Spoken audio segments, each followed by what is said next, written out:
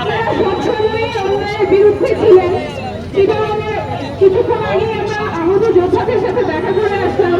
আপনারা যে বীরত্বের সাথে জুলুমের বিরুদ্ধে প্রতিবাদ করেছেন, সেই জন্য আপনাদের সবাইকে অনেক অভিনন্দন এবং অনেক স্যালুট।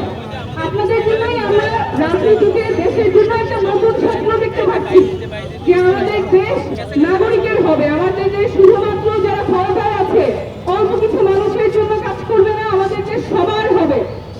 আদালতে গিয়ে শুধুমাত্র টাকার অভাবে অথবা ক্ষমতায় কে আছে তাকে চেনে না, এরকম কোনো কানেকশন নাই, তার অভাবে মানুষ বিচার পাবে না, এমন দেশ আমরা চাই না। আমরা চাই এমন দেশ যেখানে যে কোনো সাধারণ নাগরিক তার ন্যায্য বিচার পাবে, রাষ্ট্রের কাছ থেকে তার ন্যায্য হিসাব বুঝে নিবে। আমরা চাই না এমন দেশ যেখানে টাকার অভাবে মানুষ চিকিৎসা পায় না। আমরা চাই না এমন দেশ যেখানে সুশিক্ষার অভাব থাকে। আমরা একটা সুন্দর বাংলাদেশ করতে চাই, যেখানে রাষ্ট্র নিজের নাগরিককে গুম করবে না, খুন করবে না। এই ন্যূনতম চাওয়াতে আমাদের সবাইকে এক থাকতেই হবে। এখানে দল মত নির্বিশেষে সবাই নাগরিকের অধিকার প্রতিষ্ঠা করতে হবে। ন্যূনতম দেশে